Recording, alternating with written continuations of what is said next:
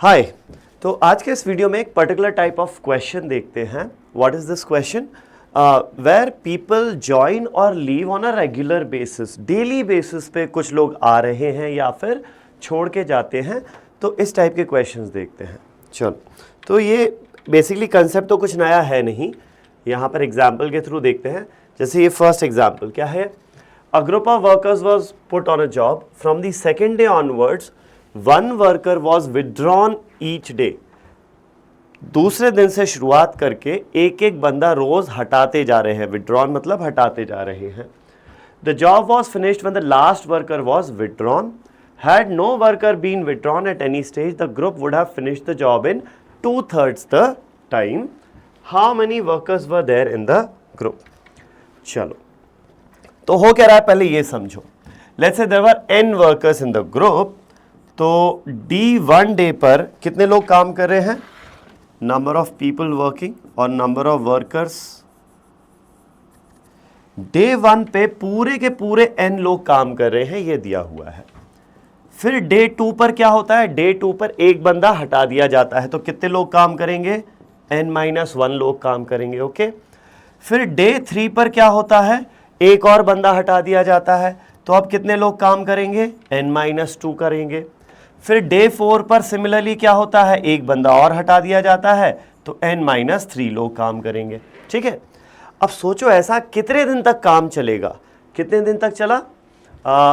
The work was finished when the last worker was withdrawn. जब आखिरी तक हटा दिया तब तक काम चलता रहा। मतलब जब आखिरी दिन जब काम हुआ होगा उस दिन सिर्फ एक बंदा रहा होगा।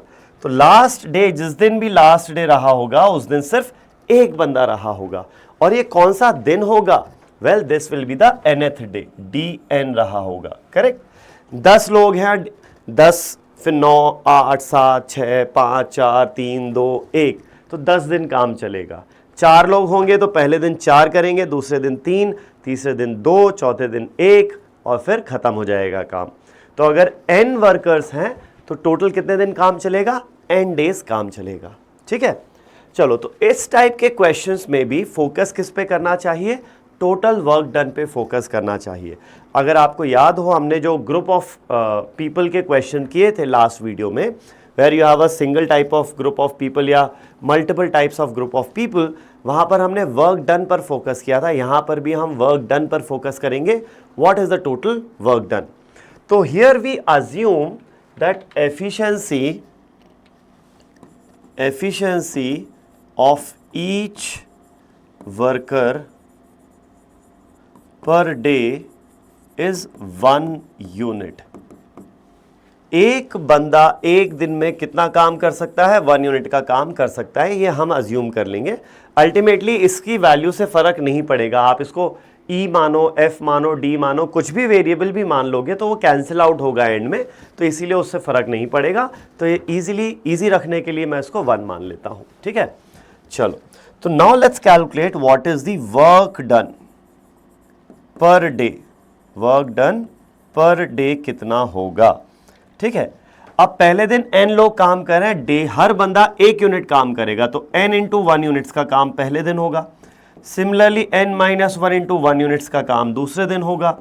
n-2 इंटू 1 यूनिट्स का काम तीसरे दिन होगा। n-3 इंटू 1 यूनिट्स का काम चौथे दिन होगा। और इस तरीके से 1 इंटू 1 यूनिट्स का काम आखिरी दिन होगा। ठीक है। तो now let's calculate what is the total work done. Total work done क्या हो जाएगा? इन सब का सम। तो ये आएगा 1 इंटू 1 1 प्लस इसके पहले 2 लोग थे, कितना काम किया होगा? 2 इंटू 1 2, फिर 3 so on till n-2 n-1 till n। तो बेसिकली 1 से लेकर n तक का सम हो गया ये। तो ये पता है sum of first n natural numbers क्या होता है? n into n+1/2। तो this is the total work done by these people in this fashion in n days. ठीक है। ये पहला किस्सा हो गया। अब इसके बाद भी एक चीज की बात की हुई है। किस चीज की बात की हुई है? चलो देख लेते हैं। इसको हटाओ। नेक्स्ट क्या बात कर रहा है वो? नेक्स्ट वो बोल रहा है कि अगर no worker been withdrawn at any stage, अगर कोई भी बंदे को हमने नहीं हटाया होता, मतलब डे 1 पर अगर n पीपल काम कर रहे हैं तो डे 2 पर भी n करेंगे, डे 3 पर भी n करेंगे। इस तरीके से डेली n पीपल काम करेंगे, तो आखिरी दिन भी n लोग काम करेंगे। लेकिन अब काम कितने दिन चलेगा? They would have finish the job in 2/3 the time. तो n डेज यहां पर लग रहे हैं, तो इसका 2/3 टाइम लगेगा। तो कितने दिन लगेंगे? 2n/3 डेज लगेंगे। ठीक है, तो यहां से अगर मैं टोटल वर्क डन निकालूं, if I calculate the total work done, तो देखो डेली कितना काम होगा? n इंटू 1 यूनिट्स का। एक बंदा 1 यूनिट का काम कर सकता है, तो n लोग कितना करेंगे? n into 1। n यूनिट्स यहां पर, n यूनिट्स यहां पर, n यूनिट्स, हर दिन n यूनिट्स। कितने दिन? 2n/3 डेज में। तो टोटल वर्क डन हो जाएगा n यूनिट का काम एक दिन into number of days 2n/3। तो ये है work done in the second case और ये है work done in the first case. But हमें पता है दोनों केसेस में वर्क डन तो क्या है? सेम है। तो अब हम इस वर्क डन को इक्वेट कर देते हैं। Let's equate the work done in both these cases. चलो, तो n into n+1 by 2 is equal to the work done in second case, which is n into 2n/3। तो n gets cancelled out, ये 3 इधर multiply होगा, 3n+3 हो जाएगा, is equal to 2 into 2n which is 4n। 4n minus 3n is n which is equal to 3। तो कितने लोग आ गए? 3 लोग आ गए। तो क्या पूछा था? How many workers were in the group? There were 3 workers in the group initially। सिर्फ 3 ही लोग थे initially। देख लो इसको अच्छे से, फिर आगे बढ़ते हैं। चलो नेक्स्ट क्वेश्चन देखते हैं। अब क्या है यहाँ पर? A group of girls can finish a piece of work in 8 days, but since 10 girls dropped out every day starting from the second day, the job was only completed at the end of 12th day. How many girls were there at the beginning? ठीक है, तो देखो again दो अलग अलग fashion में काम हो रहा है। पहले कैसे काम होता है? अगर ये तो मुझे पता नहीं कितने लोग थे, टोटल नंबर ऑफ गर्ल्स, तो let's say the total number of girls, total girls is let's say G। ठीक है, अब ये जो G लोग थे, इन सब की एफिशिएंसी पर गर्ल पर डे हम मान लेते हैं 1 यूनिट। एक लड़की एक दिन में 1 यूनिट का काम कर सकती है। तो ये जो पूरा ग्रुप ऑफ गर्ल्स था, ये कितने दिन में काम खत्म कर सकते थे? 8 डेज में। तो यहां से हम बोल सकते हैं therefore total work done in the first case कितना रहा होगा? एक लड़की 1 यूनिट काम करती है, कितनी लड़कियां हैं? G। तो ये हो गया वर्क डन इन 1 डे। कितने दिन काम चल रहा है? 8 दिन। तो टोटल वर्क डन क्या हो गया? 8 इंटू G यूनिट्स का। This is the total work that they do, अगर सब साथ में काम करें तो। लेकिन सब साथ में काम नहीं कर रहे हैं। काम किस तरीके से हो रहा है? देखो, पहले दिन नंबर ऑफ गर्ल्स की अगर मैं बात करूं, तो पहले दिन क्या हो रहा है? सारी की सारी लड़कियां काम कर रही हैं, all G girls, but 10 girls dropped out every day starting from second day. तो डे 2 पर पूरी G काम नहीं करेंगी। कितनी काम करेंगी? G माइनस 10 गर्ल्स, 10 छोड़ दी। फिर अगले दिन क्या होगा? फिर इसमें से 10 छोड़ देंगी, तो G माइनस 20 काम करेंगी। फिर इस तरीके से 4th डे पर क्या होगा? और 10 छोड़ देंगी, G माइनस 30 काम करेंगी। और इस तरीके से काम कब तक चलेगा? 12वें दिन तक काम चलेगा। तो 12th डे पर कितनी लड़कियां काम करेंगी? देखो, पहले दिन के लिए तो माइनस कुछ नहीं किया, दूसरे के लिए -10 किया, तीसरे के लिए -30, चौथे के लिए तीसरे के लिए -20, चौथे के लिए -30। तो D12 के लिए हो जाएगा G माइनस 110।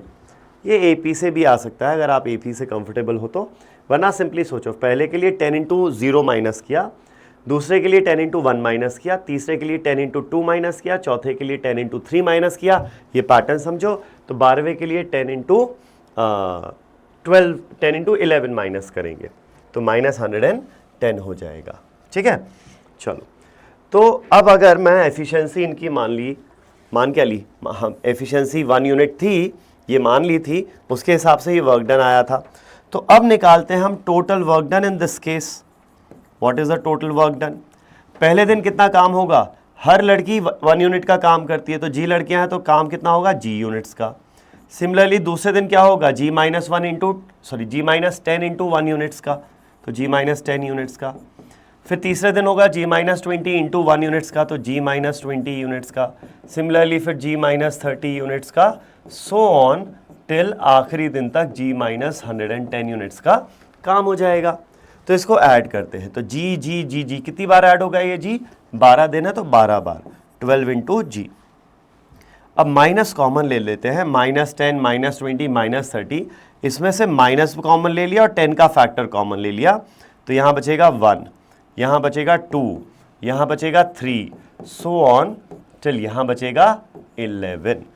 तो ये टोटल वर्क डन कितना आ गया? 12g minus 10 into, this is sum of first 11 natural numbers, तो वो होता है n into n plus 1 by 2। ठीक है, तो ये हो जाएगा 12g, 12 by 2 is 6, 6 into 11 is 66 into 10 minus 660। ठीक है, तो ये आ गया work done in the second case. अब हमें ये पता है कि ये जो वर्क डन था और ये जो वर्क डन है ये सेम ही तो काम कर रहे हैं। पहले सब साथ में कर रहे थे तो ये काम निकला था, अलग अलग करके कर रहे हैं तो भी यही काम निकल रहा है, लेकिन काम तो सेम ही है, तो हम इसको इक्वेट कर देते हैं। तो 8g is equal to 12g minus 660, तो 660 लेफ्ट में आएगा इज 12g माइनस 8g यानी कि 4g, तो यहाँ से g की वैल्यू आ जाएगी 660 बाय 4, तो 330 बाय 2, 330 बाय 2 इज 165 गर्ल्स। तो शुरू में कितनी गर्ल्स थी? How many girls were there at the beginning? 165 girls were there in the beginning. ठीक है, अच्छा सवाल है, इसको देख लो, अच्छे से समझ लो, फिर आगे बढ़ते हैं। Now moving on to the next question, थोड़ा सा और कॉम्प्लेक्स क्वेश्चन होता है ये। अब a man starts a piece of work starting from the second day onwards, every day a new man joins and with every new man joining the work that each man can do per day doubles। तो ये एक extra angle आ गया, the work that each man can do मतलब efficiency of each person doubles। हर दिन एक एक बंदा add भी हो रहा है और हर दिन सबकी एफिशिएंसी डबल भी हो रही है। ठीक है, the work is thus completed in 5 days। On which day would they have completed the work if the work that each of them could do per day had remained constant? अगर अलग अलग लोग डेली काम करेंगे तो क्या होगा और एफिशिएंसी डबल होगी, तो काम कितने दिन में खत्म होगा? 5 दिन में। लेकिन अब वो बोल रहा है कि on which day the work would have completed if the work that each of them could do per day had remained constant। Efficiency अगर डबल नहीं हो, एफिशिएंसी सेम ही रहे, तो कौन से दिन पे काम खत्म हो जाता? लोग तो फिर भी ऐड होते जाएंगे सेकंड केस में भी। तो चलो, 2 केस है यहाँ पर। 5 दिन काम चल रहा है पहले केस में, D1, D2, D3, D4, D5। ठीक है, नंबर ऑफ मेन जो काम कर रहे हैं कितना है? क्या दिया हुआ है? A man starts a piece of work. पहले दिन तो एक ही बंदा काम कर रहा है और हर दिन एक एक बंदा ऐड होता जा रहा है, तो दूसरे दिन 2, फिर 3, फिर 4 और आखिरी दिन 5 लोग काम करेंगे। ठीक है, अब इनकी एफिशिएंसी के बारे में बात करते हैं। एफिशिएंसी पर मैन पर डे, एफिशिएंसी का वही मतलब हो जाता है, बट ठीक है। तो लेट्स अज्यूम के पहले आदमी की जो पहले जो एफिशिएंसी थी हर बंदे की, वो थी 1 unit per day. Each man could have done 1 unit of work in 1 day on the first day. अब हर दिन एफिशिएंसी डबल होती जा रही है, तो दूसरे दिन 1 का डबल 2, फिर 2 का डबल 4, 4 का डबल 8, 8 का डबल 16, ये हो जाएगी एफिशिएंसी। ठीक है, तो अगर मैं वर्क डन देखूं हर दिन का, तो पहले दिन का वर्क डन, एक आदमी एक की एफिशिएंसी से काम कर रहा है, 1 इंटू 1, 1 यूनिट काम होगा। दूसरे दिन 2 आदमी 2 की एफिशिएंसी से काम कर रहे हैं, तो 2 इंटू 2 4 यूनिट्स का काम होगा। तीसरे दिन 3 लोग 4 की एफिशिएंसी से काम कर रहे हैं, 3 इंटू 4 12 यूनिट्स का काम होगा। ये हो जाएगा 4 इंटू 8 32 यूनिट्स का काम और 5 इंटू 16 80 यूनिट्स का काम। तो जो टोटल वर्क डन है ना, वो क्या हो जाएगा? इन सब का सम हो जाएगा। 1 और 4 5, 5 और 12 17, 17 और 32 49, 49 प्लस 80 129 यूनिट्स। कितना वर्क डन हो गया? 129 यूनिट्स का इन्होंने काम किया है 5 दिन में। ठीक है, चल अब ये तो हो गया, तो मैं इसको अब इरेज कर देता हूं। इतना ध्यान रखेंगे, total work done is 129 units, assuming के पहले दिन सबकी एफिशिएंसी 1 यूनिट थी। ठीक है, तो एफिशिएंसी पर man per day initially is 1 unit and the total work done assuming this comes out to be 129 units. इसको अपन ध्यान में रखेंगे। और अब दूसरा केस देखते हैं कि नेक्स्ट केस में क्या हो रहा है। अब एफिशिएंसी डबल नहीं हो रही। On which day would they have completed the work if the work that each of them could do per day had remained constant? बस एफिशिएंसी कांस्टेंट रहेगी।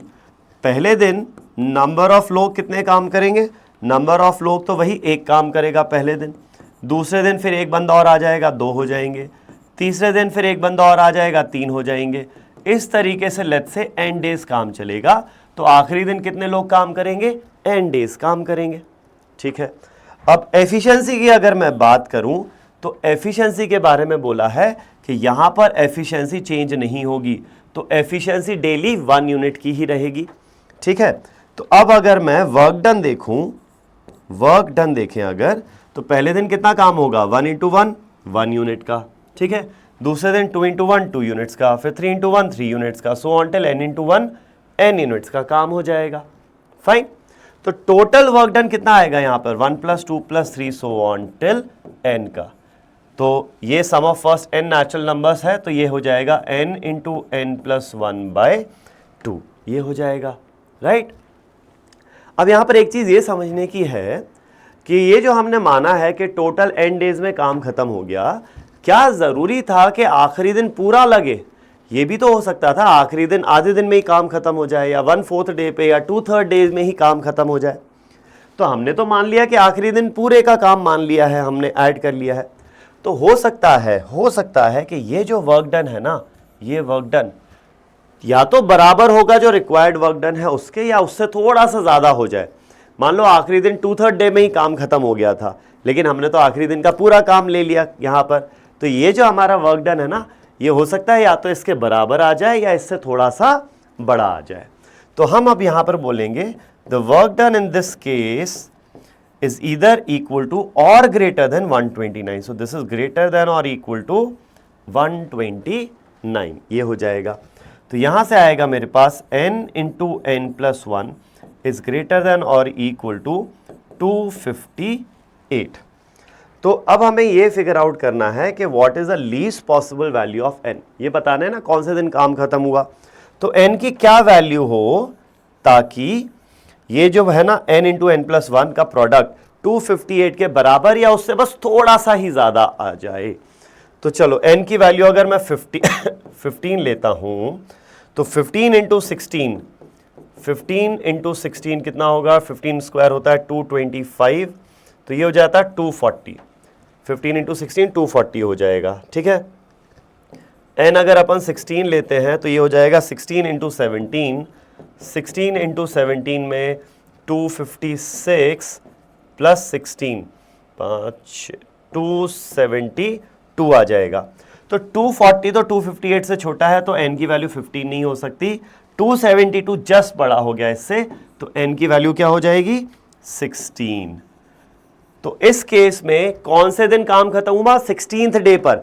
16 डे में पूरा काम, पूरा 16th डे नहीं लगेगा, क्योंकि पूरा 16th डे अगर लगता तो 258 के बराबर ही आते, ये दोनों बराबर नंबर आते, लेकिन ये थोड़ा सा ज़्यादा आया है, मतलब 16th डे पूरा नहीं लगा है, थोड़े से कम में ही काम हो गया।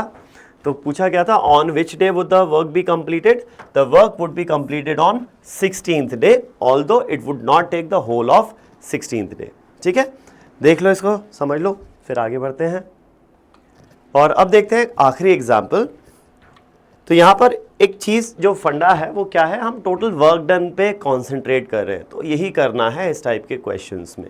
ठीक, तो यहाँ पर क्वेश्चन में क्या दिया है, a work is done by 20 workers not all of whom are equally efficient. Very good, सबकी एफिशिएंसी अलग अलग हो गई। अभी तक तो सिंपल सा था कि सबकी एफिशिएंसी हम सेम मान लेते थे, यहाँ सबकी एफिशिएंसी अलग अलग है। ठीक है भाई, every day exactly 2 workers come for work with no pair of workers working together twice.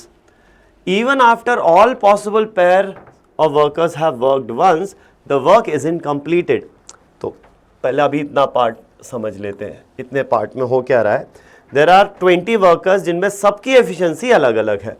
तो एफिशिएंसी पहले की E1, दूसरे की E2, तीसरे की E3 सो ऑन टिल आखिरी की E20, ये एफिशिएंसी मान लेते हैं। अब हो क्या रहा है, हर दिन एक डिफरेंट पेयर ऑफ वर्कर्स काम कर रहा है।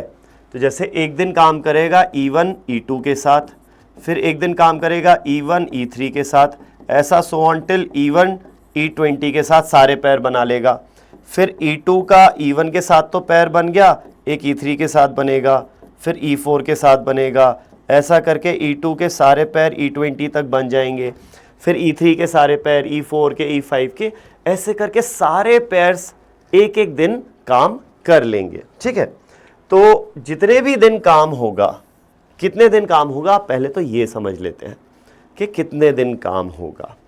अब अगर आपको पीएनसी आती है तो सिंपल आप बोलोगे सर 20 वर्कर्स दो दिन दो पैर काम कर रहे हैं, तो कितने पैर बनेंगे, 20C2 पैर बनेंगे, और 20C2 आ जाएगा 20 × 19/2, 190 डेज आ जाएगा, 190 पैर्स आ जाएगा।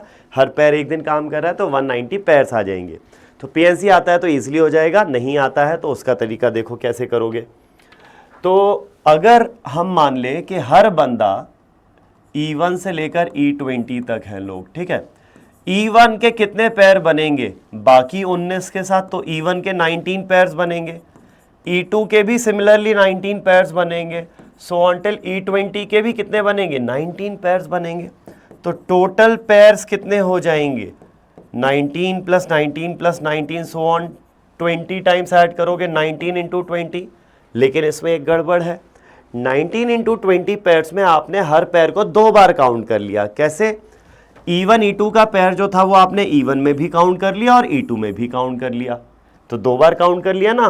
तो सिंपली क्या करो, इस टोटल पैर्स को 2 से डिवाइड कर दो, तो कितने आ जाते हैं ये, 20/2 इज 10, 10 × 19 इज 190। तो कितने पैर्स बन गए, 190 पैर्स बन गए। और 190 पैर्स बने हैं तो हर पैर एक एक दिन काम कर रहा है, तो कितने दिन काम होगा, 190 डेज तक काम होगा। तो ये होगा 190 डेज तक काम, पैर्स में काम कर रहे हैं तो 190 डेज तक काम होगा ये। ठीक है, चलो, तो ये हो गया 190 डेज, 190 पैर्स थे। चलो, इसके बाद भी क्या हुआ, the work is in completed, अभी भी काम खत्म नहीं हुआ है, तो मतलब और काम करना है। Now thus all the 20 workers together work for 20 more days. अब E1 E2 E3 सब ने मिलकर 20 दिन और काम किया, सबने मिलकर 20 दिन और काम किया है, तब जाकर काम खत्म हुआ।